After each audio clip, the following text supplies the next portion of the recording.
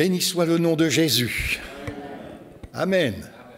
Voilà, nous aussi, nous sommes heureux d'être avec vous. Ce n'est pas tout le temps qu'on vient, mais c'est un vrai plaisir quand nous venons. En plus, vous êtes des gens accueillants. Alors ça gâte rien du tout, au contraire, hein. C'est extraordinaire. En principe, l'Église de Jésus-Christ est toujours accueillante. Et vous êtes l'Église de Jésus-Christ, localement. Vous êtes quand même un petit peu l'Église universelle, hein. On ne le dit pas souvent, ces choses-là, et pourtant, l'Église universelle, c'est l'Église qui est de tout temps, tous ceux qui nous ont précédés, mais c'est aussi l'Église dans tous les pays. Et puis, il y a l'Église locale, et le Tréport, c'est une Église locale en France. Que Dieu soit loué. J'aimerais partager avec vous quelques pensées dans la parole de Dieu. D'abord, dans l'épître de Jacques, chapitre 5, on va lire juste le verset 7. Et ensuite, on lira dans Ésaïe 55. Mais d'abord, Jacques 5, verset 7. Alors, le frère m'a dit que j'avais le temps que je voulais. C'est un risque à un ministère de la parole de dire « vous pouvez parler ». C'est une bonne excuse pour moi pour parler, hein. Mais pour autant, je ne vais quand même pas. Je ne vois pas trop bien l'heure qu'il est là-bas. C'est 11h moins 10. Oui, c'est ça. Voilà, Jacques 5, 7.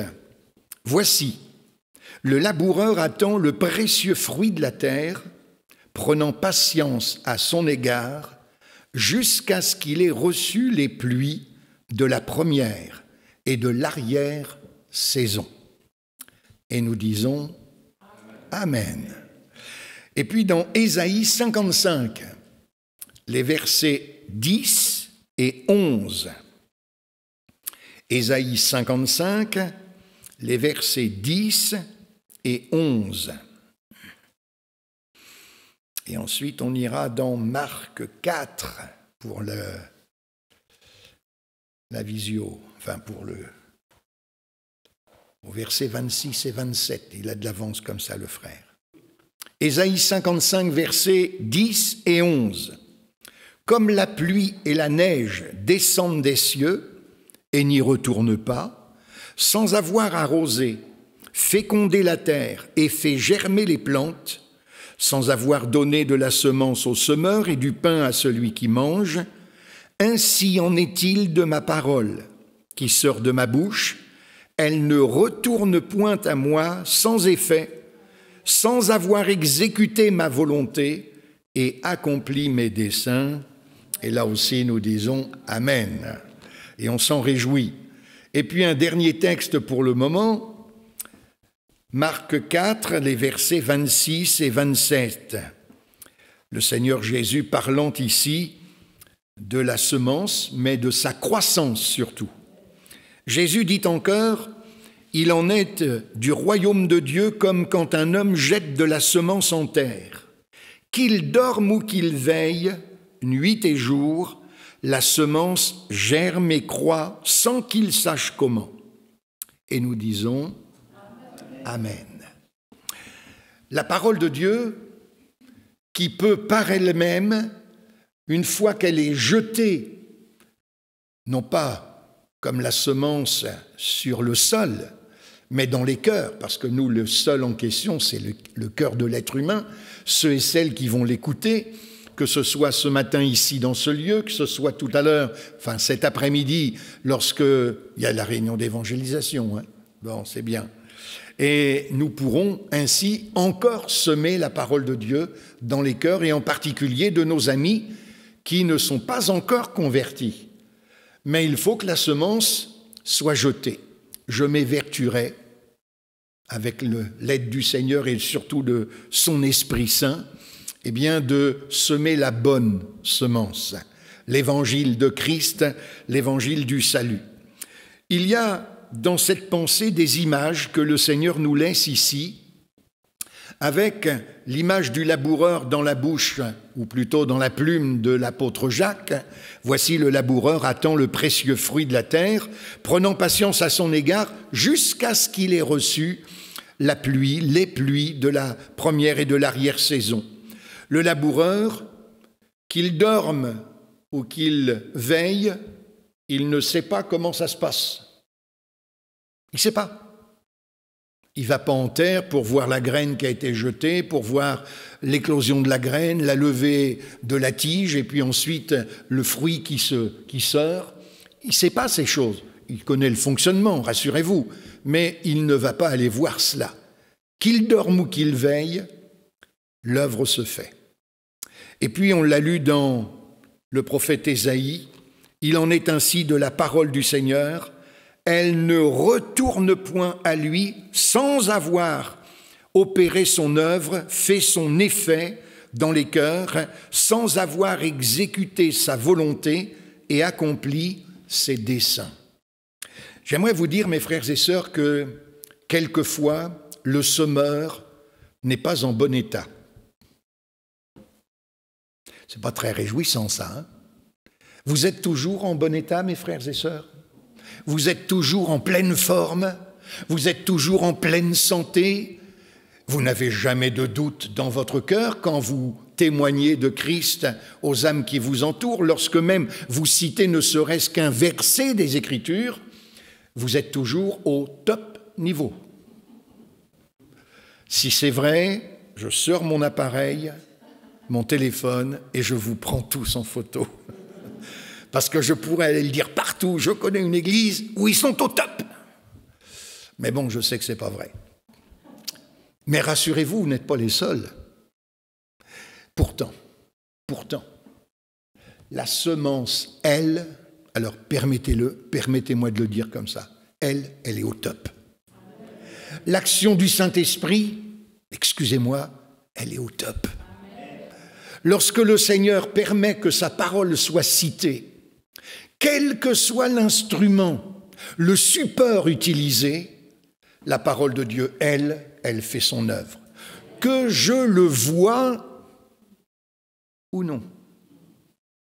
Et je vous promets, en tant que prédicateur, en tant que serviteur de Dieu, je pense que notre frère Alain Lancel peut en dire autant que moi, eh bien, on ne voit pas toujours de nos yeux les effets, mais ils sont néanmoins une réalité. Il y a une action de l'esprit dans les cœurs. Je crois que le laboureur, quand il sème la semence, il fait déjà un acte de foi. Et lorsque le chrétien témoigne, il fait un acte de foi. Acte de foi dans le Seigneur d'abord. Acte de foi dans l'action de la parole de Dieu, dans l'action du Saint-Esprit. Et puis dans un futur fruit, qui demandera peut-être du temps, mais qui parviendra, lui, à lever et qui arrivera, Dieu soit loué, à maturité. C'est vrai dans tous les domaines, mais tout particulièrement pour le témoignage des chrétiens. Je me suis arrêté, et je vais vous exposer ces choses, à quelques exemples de témoignages dans des situations particulièrement difficiles. Et ça n'a jamais empêché l'œuvre de Dieu de s'opérer. On peut lire un premier exemple, deuxième livre des rois. Vous connaissez ce livre, deuxième livre des rois, chapitre 5. Et là, les lecteurs de l'Écriture savent de qui on va parler. Un certain Naaman. Chapitre 5, nous lisons les 3 premiers versets et ensuite le verset 14. 2 Rois 5, c'est bon. Naaman, chef de l'armée du roi de Syrie, jouissait de la faveur de son maître et d'une grande considération, car c'était par lui que l'Éternel avait délivré les Syriens. Mais cet homme fort et vaillant était lépreux. Or, les Syriens étaient sortis par troupes et ils avaient emmené captive une petite fille du pays d'Israël qui était au service de la femme de Naaman. Et elle dit à sa maîtresse, Oh, si mon Seigneur était auprès du prophète qui est à Samarie, le prophète le guérirait de sa lèpre. » Nous allons au verset 14. Il est question de Naaman. Il descendit à l'heure et se plongea 7 fois dans le Jourdain, selon la parole de l'homme de Dieu, et sa chair redevint comme la chair d'un jeune enfant, et il fut pur. Et si vous lisez la suite, vous vous rendrez compte que dans le cœur de Naaman, il va y avoir maintenant de la place pour l'Éternel. Demandant même d'avance pardon à Dieu, c'est ce qu'il explique au prophète, c'est la suite, je vous le dis par avancement, mais comme quoi l'œuvre de Dieu s'était opérée dans son cœur. Pardon, parce que quand j'entre avec mon maître, le roi, il s'appuie sur moi pour se pencher devant son idole de son pays. Je ferme cette toute petite parenthèse. Naaman, chef de l'armée de Syrie, un homme que Dieu a comblé, un homme qui jouit de la faveur royale. C'est quand même pas peu de choses. De plus, c'est un chef militaire qui réussit. Sauf qu'il a un problème. Il y a une ombre au beau tableau. Il est lépreux. Quand on sait ce que représente la lèpre en tant que maladie, je ne spiritualise pas encore la pensée, mais quand on sait que c'était une maladie mortelle, et de vous à moi, elle l'est toujours. Il ne faut pas l'oublier, ça. Elle est mortelle. Mais cette maladie n'avait quasiment aucun soin possible. Quelqu'un qui attrapait la lèpre en Israël du temps de Jésus devait être écarté de la population. On le mettait dans une léproserie. Et s'il en sortait, il devait crier des mots sympathiques pour tous les gens qui allaient l'entendre. « Impur, impur ». C'était sympa ça, non? Vous ne trouvez pas? Si on voyait des gens aujourd'hui qui crient dans la rue « impur, impur », je crois qu'on ferait vite un crochet pour les éviter. C'était comme ça pour eux. Et du temps de Naaman, c'était guère mieux. Peut-être qu'il ne criait pas « impur, impur », mais il était, lui, en tout cas, malheureux de cet état de lèpre. Et voilà le témoignage d'une fillette. On n'a pas son nom, même pas son prénom. On ne sait pas quel âge elle a, mais c'est une fillette.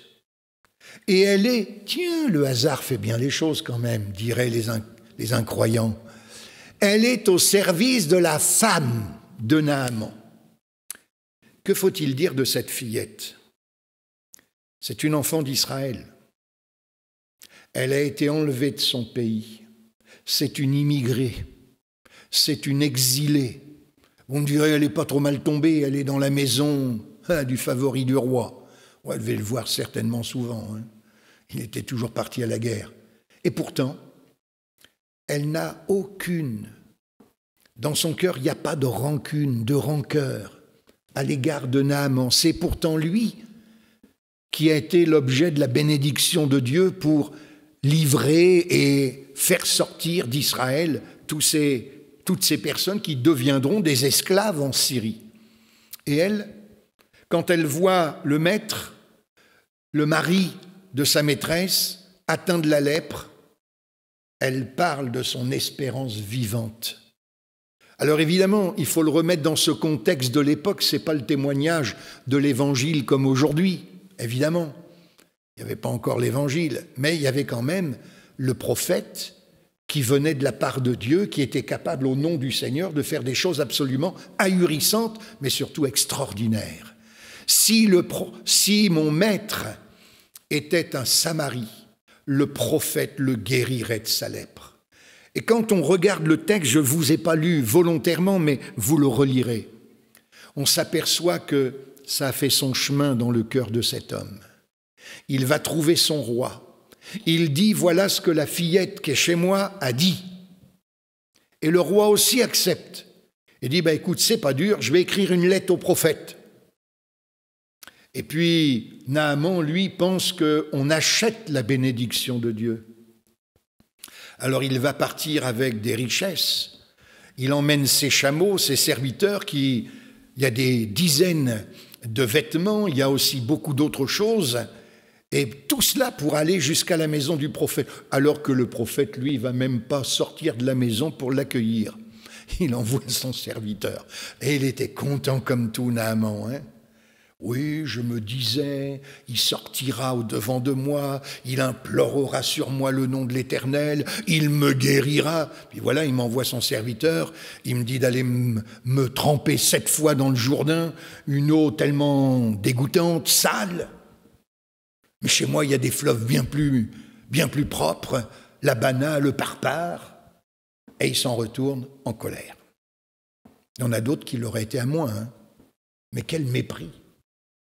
Et puis ce sont ses serviteurs qui lui disent, « Maître, si le prophète t'avait demandé d'aller décrocher la lune, non, cherchez pas ça, c'est pas dans le texte. Si le prophète t'avait demandé de faire quelque chose d'extraordinaire, tu l'aurais bien fait. » Évidemment. Je ne sais pas avec quel accent il a parlé, mais j'imagine bien. À plus forte raison, ce qu'il te demande, c'est tellement facile. Fais-le. Et puis il le fait. À peine est-il descendu dans le Jourdain qu'il se trempe 7 fois, et le miracle se produit. La chair de cet homme qui était touché, qui commençait à pourrir par la lèpre, eh bien, redevient comme celle d'un jeune enfant. Et on sait toutes les suites. Et pourtant, mes frères et sœurs, au départ, ce n'est qu'une fillette. Retenez bien cela. De plus, c'était une fillette esclave. Vous savez que quelquefois on se sent bien petit. Hein? Vous n'avez jamais dit au Seigneur, comme un certain Moïse, « Envoie qui tu voudras, moi j'ai la langue embarrassée. Je bégaye. Seigneur, je ne sais pas parler. » Eh bien, tu iras quand même. Eh oui, le Seigneur est capable de faire ça. Et là, avec une fillette. Mais je n'ai pas que cet exemple-là. On va dans le livre de Ruth, vous voulez bien? Au chapitre 1er, et on va lire à partir du verset 14 jusqu'au verset 18. Ruth, chapitre 1er, versets 14 à 18. Et là, vous allez voir que la situation peut être encore pire. Et pourtant, au moment du repas, attendez, je suis au chapitre 2, là, ça ne va plus, verset 14, chapitre 1er. Elles élevèrent la voix et pleurèrent encore. Orpa baisa sa belle-mère, mais Ruth s'attacha à elle. Naomi dit à Ruth, « Voici, ta belle-sœur est retournée vers son peuple et vers ses dieux. Retourne comme ta belle-sœur. » Ruth répondit, « Ne me presse pas de te laisser, de retourner loin de toi. Où tu iras, j'irai. Où tu demeureras, je demeurerai. Ton peuple sera mon peuple, et ton Dieu sera mon Dieu. Où tu mourras, je mourrai, et j'y serai enterré. Que l'Éternel me traite dans toute sa vigueur, sa rigueur, si autre chose que la mort vient à me séparer de toi. » Naomi, la voyant décidée à aller avec elle, cessa d'insister auprès d'elle. Amen. Vous allez me dire, mais qu'est-ce qu'on peut retenir d'un tel passage? Naomi est dans une situation terrible. Elle est veuve et elle a perdu ses 2 fils. Elle est sur le point de retourner en Israël. Elle vient d'apprendre qu'il y a à nouveau du pain en Israël. Plus de 10 ans auparavant, elle en était partie avec son mari et ses 2 fils parce qu'il y avait la famine. Et elle était allée au pays de Moab, où en définitive ils vont s'installer et le mari va partir, les 2 fils vont partir et elle restera avec les 2 belles-filles. Et quand elle décide de retourner en Israël, elle dit à ses 2 belles-filles, vous le lirez également, c'est un tout petit peu avant, « Je n'ai rien à vous offrir. Alors retournez vers votre peuple, retournez vers votre famille, retournez vers vos dieux. » Derrière tout ça, on pourrait penser que Naomi est la plus mal placée pour parler de son Dieu? Non? Moi, je pense que oui. On pourrait le penser. Et malgré tout, Dieu va se servir d'elle, même à son insu, parce qu'elle ne le sait pas encore. Lorsque Orpa va, sur sa demande, l'embrasser puis partir vers son peuple, Ruth, elle, n'en fait rien. Mais c'est ce que Ruth va dire qui révèle que c'est le témoignage vécu par Naomi, bien qu'il ait été ce témoignage vécu, du moins sa vie difficile et pénible, c'est ce témoignage qui démontre qu'elle est restée attachée à son Dieu. Et malgré la peine, elle a eu un témoignage qui donnait envie de connaître son Dieu. Et c'est Ruth qui va le dire. Où tu iras, j'irai. Où tu demeureras, je demeurerai. Où tu mourras, je mourrai. Ton peuple, ce sera mon peuple. Mais la plus belle des paroles, c'est la suite. Ton Dieu, ce sera le mien. Si on était dans le Nouveau Testament, on parlerait d'une conversion. Ah oui, d'une décision pour Dieu. Et là, on est dans l'Ancien Testament, mais quelle belle preuve de l'influence par le moyen de la vie de sa belle-mère pour qu'elle soit amenée à se décider à suivre le Dieu de sa belle-mère.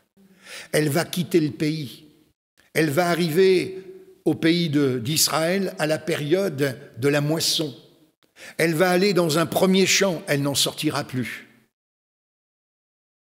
Elle va y trouver son mari, qui pour le moment ne le sait pas encore. Mais ensuite les choses se mettent en place. Et cette jeune femme étrangère à Israël, si je ne me trompe pas, deviendra l'arrière-grand-mère du roi David.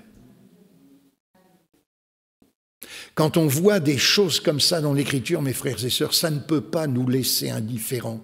Quel encouragement extraordinaire! Peut-être que parmi nous, il y a des frères, des sœurs qui sont passés par des moments compliqués comme ça, ou peut-être même se disent-ils au-dedans d'eux-mêmes, mais comment je peux avoir un bon témoignage? Je passe par les épreuves, qu'est-ce que vous voulez que je dise d'encourageant? Mon frère, ma sœur, c'est pas ce que tu dis qui va encourager, c'est ce que tu vis. Et c'est notre manière de vivre qui va avoir le plus d'impact dans le cœur de ceux et de celles qui nous voient vivre. Ça, on ne doit pas l'oublier. Quelqu'un disait un jour que nos actes parlent plus fort que nos paroles. Et même, à l'inverse, quelquefois nos paroles peuvent détruire les actes. Donc il vaut mieux, quelquefois, ne pas trop parler. Mais vivre sa foi, vivre son amour pour Dieu, vivre son attachement au Seigneur. Mes frères et sœurs, les âmes qui nous entourent, et à commencer par nos proches, le verront. Et ensuite, eh bien, l'œuvre de Dieu s'opérera dans leur cœur. Vous connaissez Jonas ? Un prophète. Allez, on va dans Jonas. On va lire quelques versets en ce qui le concerne. Chapitre 3 du livre de Jonas. On va lire un tout petit peu plus long, puisqu'on va lire à partir du verset 4 jusqu'au verset 10. C'est le moment de la prédication de Jonas. Formidable mobile dans le cœur de Jonas. Il est plein d'amour. Il est plein de compassion. Il est plein de patience. Si vous dites amen à ça, vous vous trompez. Hein. C'est tout l'inverse. C'est tout l'inverse. Mais on va y revenir dans quelques secondes. On lit d'abord le texte, hein, Jonas chapitre 3, versets 4 à 10. Jonas fit d'abord dans la ville une journée de marche. Il criait et disait « Encore 40 jours et Ninive est détruite ». Moi, j'ai l'impression qu'il devait le crier comme ça. Nous allons voir un petit peu. Non, ça, il ne le disait pas. Bon. Les gens de Ninive crurent à Dieu. Ils publièrent un jeûne et se revêtirent de sacs, depuis les plus grands jusqu'aux plus petits.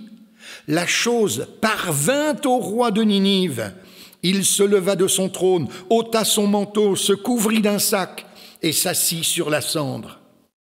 Et il fit faire dans Ninive cette publication par ordre du roi et de ses grands, que les hommes et les bêtes, les bœufs et les brebis ne goûtent de rien, ne pèsent point et ne boivent point d'eau, que les hommes et les bêtes soient couverts de sacs, qu'ils crient à Dieu avec force et qu'ils reviennent de leur mauvaise voie et des actes de violence dont leurs mains sont coupables. Qui sait si Dieu ne reviendra pas et ne se repentira pas, et s'il ne renoncera pas à son ardente colère, en sorte que nous ne périssions point. Dieu vit qu'ils agissaient ainsi et qu'ils revenaient de leur mauvaise voie. Alors Dieu se repentit du mal qu'il avait résolu de leur faire, et il ne le fit pas. C'est un beau texte pour l'évangélisation, ça, dites. Waouh! On est loin pourtant d'un homme prophète de l'Éternel extraordinairement positif. On n'est pas en face de quelqu'un de facile. Moi, dans mes notes, j'ai noté « étrange prophète ». Étrange. Dans un premier temps, chapitre 1er, Dieu lui dit « Lève-toi, va à Ninive, la grande, et crie contre elle ». Il se lève, il va au port, il sort, il s'en va de l'autre côté, Tarsis. Et puis Dieu intervient, il le ramène par la voix d'une tempête, d'un grand poisson qui va le vomir. Oh là là, dites, le chemin était un peu spécial, là, hein. Et puis enfin, il se décide, Jonas, à accepter de faire ce que Dieu lui demande. Je vais être un petit peu piquant. Croyez pas que quelquefois, le Seigneur devrait nous secouer un petit peu pour que l'on fasse ce qu'il attend de nous? Bon, pas vous, bien sûr, parce que vous êtes des gens parfaits. Avec ce que j'ai dit depuis tout à l'heure, vous pouvez être que parfaits. Mais quelquefois, ça arrive que le Seigneur doive... Connaissez ce geste? Pour ceux qui ont travaillé un peu partout, serrer la vis. Et quelquefois, le Seigneur est obligé de faire ça. En tout cas, moi, je constate qu'il l'a fait avec Jonas. Je suis qu'au chapitre 3. Mais vous lirez chez vous le chapitre 4. Mais d'abord, je vais m'arrêter là-dessus. Il va enfin obéir. Il va aller effectivement à Ninive. Et comme on l'a lu dans le texte, eh bien, il fait d'abord une journée de marche. Il fallait 3 jours pour traverser toute la ville. Il fait une journée de marche. Et le message, sublimissime, extraordinaire, et il a un vocabulaire en plus criard. Ah oui, il criait. Encore 40 jours, Ninive est détruite. Eh bien, votre évangile, dites donc, il est vraiment encourageant, hein. Dans 40 jours, on est tous partis. Dites-moi, mes frères et sœurs, s'il fallait qu'on parle comme ça aux inconvertis, vous savez qu'on ne se tromperait pas? Non? Sauf dans le temps. On ne peut pas leur dire encore 40 jours et puis terminé. Mais s'ils continuent à vivre comme ils vivent, ils sont perdus pour toujours. Et ce sera ni la faute de Dieu, ni notre faute à nous. Ce sera de leur faute. Surtout s'ils ont entendu l'Évangile, la bonne nouvelle dont on parlera dans quelques secondes, enfin dans quelques minutes. Mais là, on n'est pas en face de gens qui sont totalement fermés. Le problème, il ne vient pas de ces gens-là tout compte fait. Le problème, il vient de l'instrument que Dieu utilise, qui ne veut pas y aller dans un premier temps. Dieu est obligé de se fâcher pour le ramener sur son chemin. Et quand il obéit enfin, de vous à moi, le cœur n'y est pas. C'est vraiment le moins qu'on puisse dire. Et vous savez, les gens, ce n'est pas le cas ici, hein, mais quand on prêche sans que le cœur y soit, les premiers qui s'en rendent compte, c'est ceux qui entendent. Quand on témoigne et que le cœur n'y est pas, Les premiers qui s'en aperçoivent, c'est ceux à qui on témoigne. Moi, je crois que quand je regarde Jésus dans l'Évangile, je vois le modèle parfait. Mais les disciples vont apprendre ça aussi, même si, tant que Jésus est là, ils sont loin d'être parfaits. Même après, d'ailleurs, ils ne sont toujours pas parfaits. Mais néanmoins, ils feront tous des progrès. Et je crois que nous aussi, on peut faire des progrès. Moi, le premier. Pour parler de Jésus, pour vivre la foi, pour vivre la vie nouvelle avec le Seigneur. On peut, et je peux faire encore des progrès. Mais au-delà des progrès, même s'il y a un homme comme Jonas, avec un cœur dur, il n'y a pas de miséricorde, il n'y a pas de compassion. Encore 40 jours, Ninive est détruite. Je ne vais pas plus loin parce que je vous dirai encore autre chose. Mais pour autant, le résultat va être là. Le message a atteint son but. Pas comme le prophète l'espérait. Mais néanmoins, les Ninivites, jusqu'au roi, s'il vous plaît, jusqu'au roi, vont s'arrêter après une journée de marche. C'est-à-dire qu'il avait normalement 3 jours, mais en une journée, déjà le travail est en route. L'action de Dieu se fait. Comme c'est encourageant, je trouve. Parce qu'on peut commettre des erreurs. J'en ai commis et j'en commets certainement encore. Mais au-delà de nos erreurs et au-delà de mes erreurs, si le message est transmis, même s'il n'y a pas les sentiments qui devraient l'accompagner, l'œuvre de Dieu peut se faire, comme on l'a chanté dans plusieurs des chants, par l'action du Saint-Esprit. Lui, l'Esprit Saint, il nous dépasse complètement. Il fait ce travail, entre guillemets, souterrain, c'est-à-dire non visible à nos yeux, dans les cœurs. C'est lui qui les convainc, même les plus durs, les plus fermés, les plus obtus aux choses de Dieu, il est capable de les atteindre. Il a touché le roi de Ninive, il a touché tous les habitants. Et dans cette ville de Ninive, 120 000 hommes, eh bien, ils se sont tous tournés vers Dieu. Ils sont même allés jusqu'à faire un temps de jeûne pour se tenir devant l'Éternel. Dites-moi, aux grandes dames, oui, de Jonas. Oui, c'est ça que je voulais, c'est le chapitre suivant. C'est ça que je voulais prévenir l'Éternel. Oui, je sais que tu es un Dieu de compassion, mais moi je voulais que tu tapes dessus. Moi je voulais que tu règles des comptes. Pourquoi ? Parce que Jonas était un prophète de Dieu en Israël. En Israël, pas dans la région de Juda, mais en Israël. Il était contre toute cette corruption d'Israël et il voulait le jugement divin. Et comme ça n'a pas marché en Israël, quand Dieu l'envoie à Ninive, il se dit, là au moins ça va marcher. Non, la miséricorde de Dieu étonne toujours. Et vous savez quoi, mes frères et sœurs, ça va vous encourager encore plus. Il est toujours un Dieu de miséricorde. Il est toujours un Dieu compatissant. Et il veut le salut des âmes.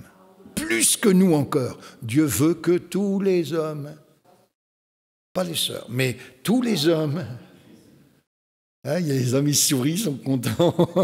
Non, quand c'est un terme générique, tous les hommes, c'est tout l'ensemble, c'est l'humanité entière.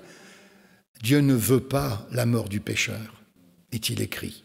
Il veut que le pécheur se repente, qu'il change de vie, qu'il revienne à lui. Et alors là, il le sauve. Que Dieu soit béni.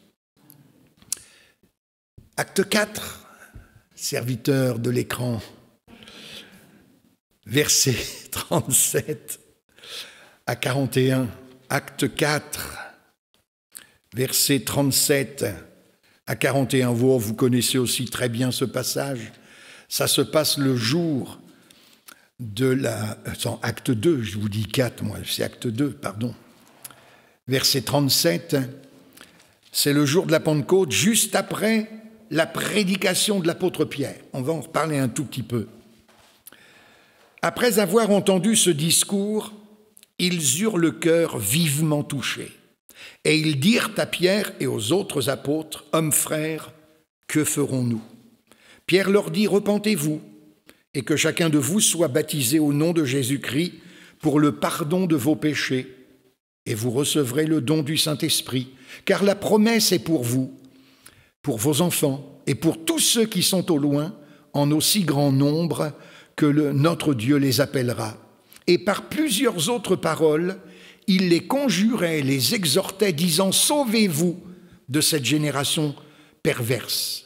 Ceux qui acceptèrent sa parole furent baptisés, et en ce jour-là, le nombre des disciples augmenta d'environ 3000 âmes.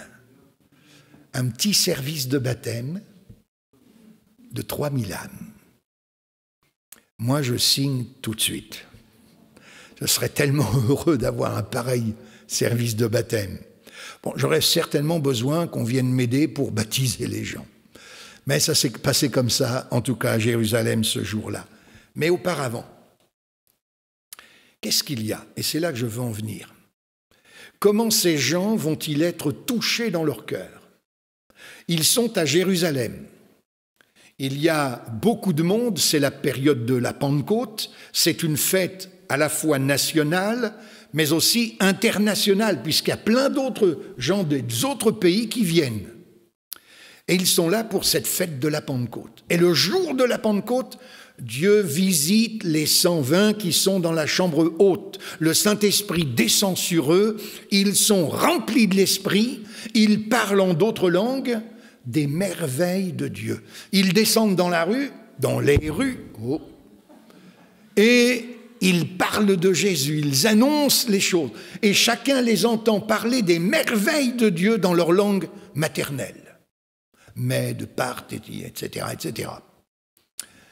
Et à ce moment-là, il y a cette action de l'Esprit de Dieu qui les convainc. Et l'œuvre de Dieu s'opère. Mais il y a aussi la prédication. Alors il y a l'action du Saint-Esprit, il y a la prédication de la parole de Dieu. Et pourtant, mes frères et sœurs, quel message! Et ça aussi, on l'a chanté tout à l'heure, et notre frère nous l'a rappelé. Et je l'ai entendu dans plusieurs prières, louanges. Il y a la prédication de la croix. Il y a des paroles terribles dans cette prédication de la croix. Pierre leur dira, Pilate voulait le libérer.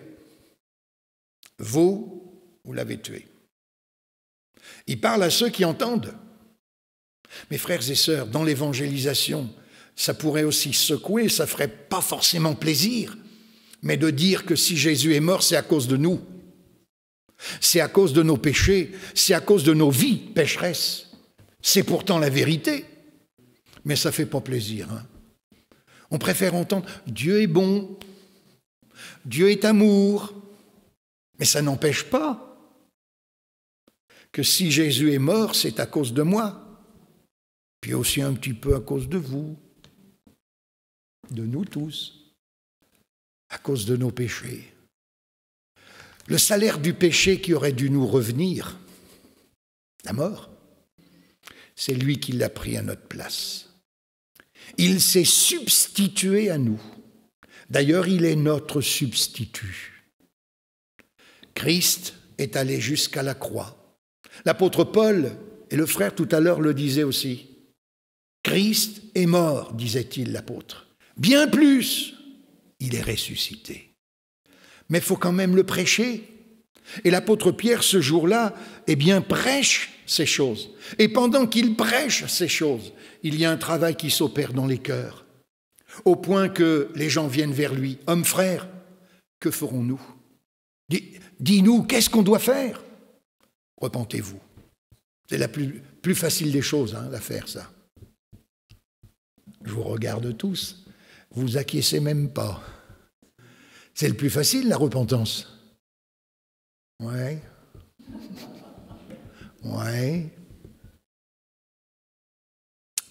Quand c'est du bout des lèvres, oui, c'est facile. Mais la véritable repentance, c'est quoi? C'est la conscience du cœur, oui, sœur, vous avez raison, d'avoir offensé Dieu. et que cette offense à l'égard de Dieu, elle me vaut la mort éternelle. Évidemment, on ne saute pas au plafond quand on se repent. Bien souvent, il y a les larmes de la repentance. Mais il faut la suite. Ce que Jean-Baptiste disait à ceux qui sont venus à son baptême. Qui vous a appris à fuir la colère à venir? Produisez donc des fruits dignes. Oui, allez-y. De la repentance. La repentance, elle a des fruits qui s'appellent l'abandon du péché, l'engagement ensuite à se tourner vers Dieu et à croire que Jésus a tout accompli, mais aussi un changement de vie. S'il n'y a pas de changement de vie, elle est où la repentance? Elle ne sera jamais démonstrative. Or, il faut qu'elle soit démonstrative.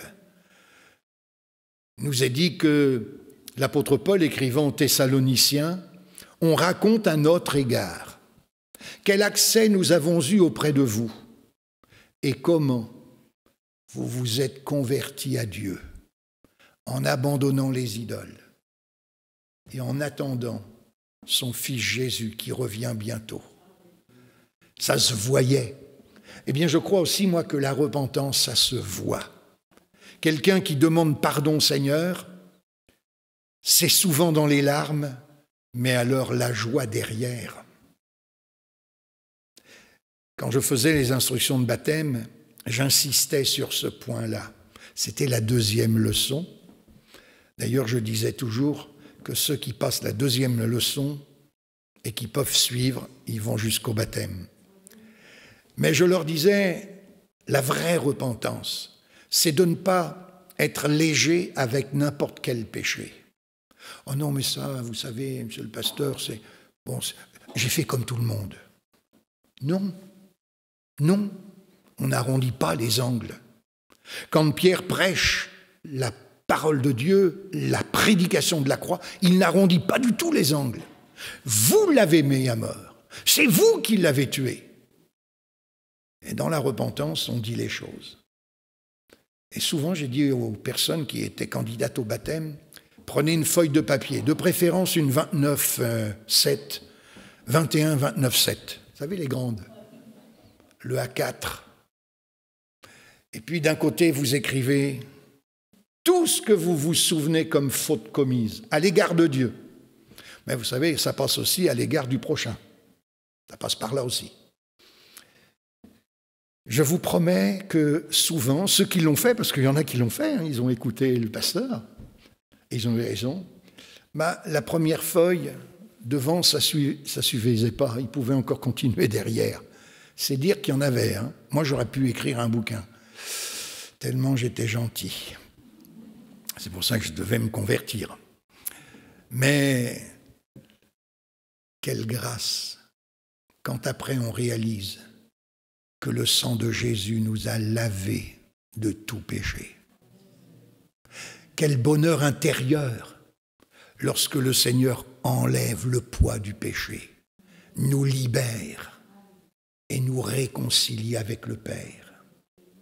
Quand on pense que même Jésus n'a pas honte de nous appeler ses frères, dites-moi, mais c'est extraordinaire. Le Fils de Dieu qui me prend pour son frère et qui n'a pas honte que je l'appelle mon frère. Ah, Seigneur, c'est tellement extraordinaire. Tout ça, c'est l'action de l'Esprit qui le fait. Un dernier passage, ça va, je vous ai pas trop... Je ne sais même pas quelle heure il est, je vois rien du tout avec votre pendule. Là. 31, c'est bon. C'est pas encore midi et demi, hein, c'est 11h30 seulement. Hein. Bon, j'ai encore 1 heure. Non. Non, c'est pour voir si vous ne dormez pas. Mais visiblement, vous ne dormez pas. Une dernière lecture. Tout à l'heure, notre frère est venu pour nous lire un texte pour la Sainte Seine dans dans Luc 22. On va faire Luc, mais 23. Luc 23, les versets 39 à 43. Vous connaissez bien ce passage. Mais je voudrais quand même qu'on le lise. Luc 23, versets 39 à 43. Jésus est sur la croix. Le Fils de Dieu est là. cloué sur la croix. Le corps entre le ciel et la terre. Et ça a toute son importance. Et voilà que l'un des deux malfaiteurs qui sont crucifiés avec lui, un à droite, un à gauche, l'un des malfaiteurs crucifiés l'injuriait, disant « N'es-tu pas le Christ ? Sauve-toi toi-même et sauve-nous ». Mais l'autre le reprenait et disait « Ne crains-tu pas Dieu, toi qui subis la même condamnation ? Pour nous, c'est justice, car nous recevons ce qu'ont mérité nos crimes. Mais celui-ci n'a rien fait de mal. » Et il dit à Jésus, « Souviens-toi de moi quand tu viendras dans ton règne. » Jésus lui répondit, « Je te le dis en vérité, aujourd'hui, tu seras avec moi dans le paradis. » Là aussi, mes frères et sœurs, la situation, le contexte est loin d'être le meilleur. Le Fils de Dieu qui, pendant 3 ans et demi, allait de lieu en lieu, faisant du bien, guérissant les malades, chassant les démons, ressuscitant des morts et opérant tant de choses extraordinaires. Maintenant, il est à la croix. Les religieux ont réussi leur coup. Ils l'ont fait arrêter, ils l'ont condamné, un jugement à l'emporte-pièce, plein de mensonges. Mais ils ont réussi quand même. Jésus est là sur la croix. Il est midi quand il le cloue. 3 heures plus tard, Jésus meurt. Pas les 2 autres, hein, mais lui, oui. Et Jésus meurt non pas pour des fautes qu'il a commises, mais parce qu'il a pris les fautes de toute l'humanité sur lui. Dieu soit loué. Même quand ce n'est pas très favorable. Voyez-vous le message de la croix, du don de Christ sur celle-ci, du prix qu'il paie au travers de sa mort, c'est un message que l'Esprit de Dieu accompagne encore. Prions pour que les prédicateurs prêchent la croix. J'ose espérer que c'est toujours le cas, partout. J'en suis pas convaincu, mais j'ose espérer. Qu'est-ce que vous voulez ? Et encore un petit peu de foi. Mais le message de la croix, n'en déplaise à ceux qui préfèrent prêcher autre chose, c'est le vrai message porteur qui peut atteindre les cœurs. C'est le moment où, de ces 2 condamnés à mort en même temps que Jésus, 2 qui sont coupables, l'un comme l'autre. Alors il y en a un qui se moque, certes, il y aura toujours des moqueurs, mes frères et sœurs. Il y en a toujours. Mais il y a ceux qui sont touchés dans leur cœur. Est-ce que cet homme a entendu Jésus prêcher ? Dites-moi. Non.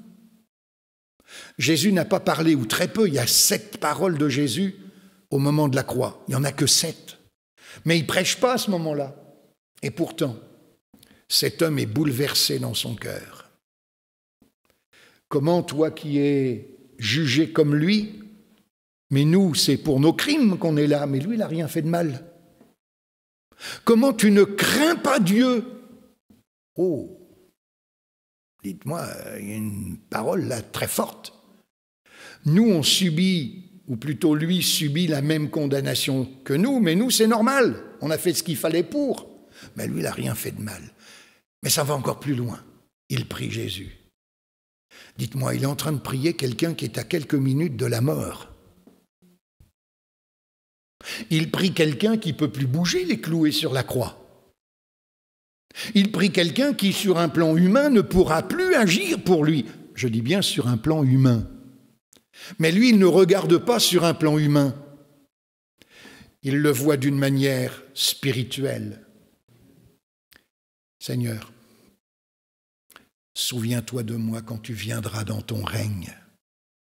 Ça veut dire que derrière ces paroles, cet homme a déjà vu Jésus mourant, mort, ressuscité, monté auprès du Père et régnant. Souviens-toi de moi quand tu viendras dans ton règne. Et le Seigneur Jésus lui dit cette parole que nous voudrions que tous les êtres humains entendent dans leur cœur par le Saint-Esprit.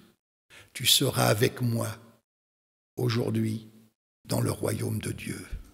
Ah. Tout à l'heure, j'ai entendu des louanges qui évoquaient cela. Je ne sais pas si ceux qui l'ont dit se reconnaîtront, mais Seigneur, merci parce que notre espérance, c'est le ciel. Tu nous as arrachés à la mort éternelle, tu nous as rendus à la vie éternelle. Nous avons pour demeure dans notre espérance le ciel. Je ne sais pas si vous êtes propriétaire de votre maison. On va gratter un petit peu. Mais vous ne l'emmènerez pas. Dans les deux cas, que vous mouriez avant que Jésus revienne ou que Jésus revienne nous chercher, vous ne pourrez pas l'emmener. Alléluia. C'est trop lourd. Alors, oh frère, je vois que vous êtes contre la propriété des chrétiens pour leur maison. Ben, pas du tout. Moi aussi, j'ai été propriétaire 2 fois avec mon épouse. Vous savez quoi? On ne les a plus. Et puis, de toute façon, on ne serait pas parti avec. Mais mes frères et sœurs, il y a un héritage bien plus grand que cela. Bien plus grand que ça. On a été châtelain pendant 5 ans, mon épouse et moi. On avait un petit F50. À Longrue. Il y en a qui m'ont connu là-bas. Je crois qu'Alain, tu étais venu aussi. Hein? Oui, il me semble bien. Hein?